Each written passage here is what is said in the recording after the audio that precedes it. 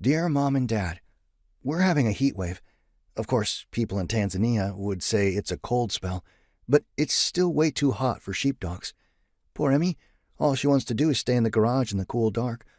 Aunt Maggie says she wants to give her a buzz cut, but Daisy and I say, no way. I am writing to you from the library computer. Daisy and I have special privileges here.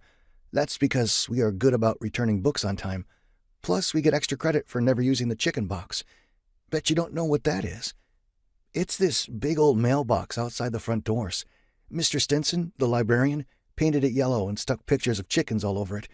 People who are too chicken to bring overdue books back to the librarian's desk drop them off in the chicken box and run for the hills.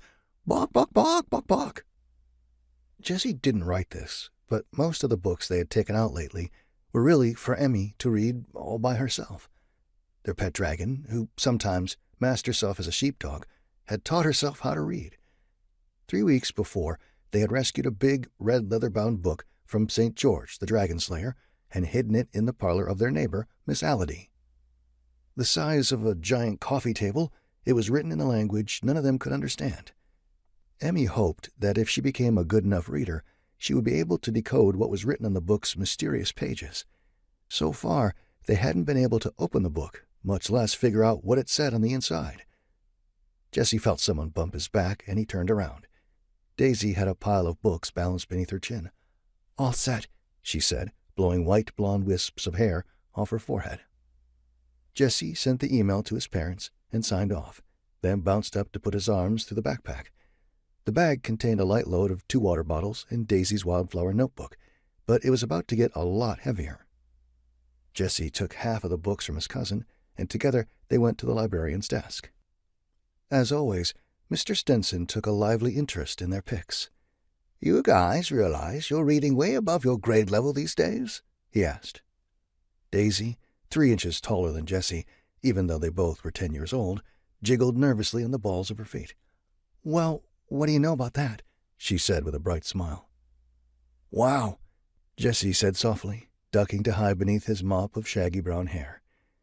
Mr. Stinson reviewed their choices as he passed the books under the scanner.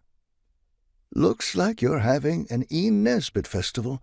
5 Children and It, The Story of the Amulet, and Dragon Tales. Well, next up, The Phantom Toll Booth, and jeepers, look at this one. Howard Pyle's Twilight Land. I see you're this dandy old chestnut's first readers in 8 years.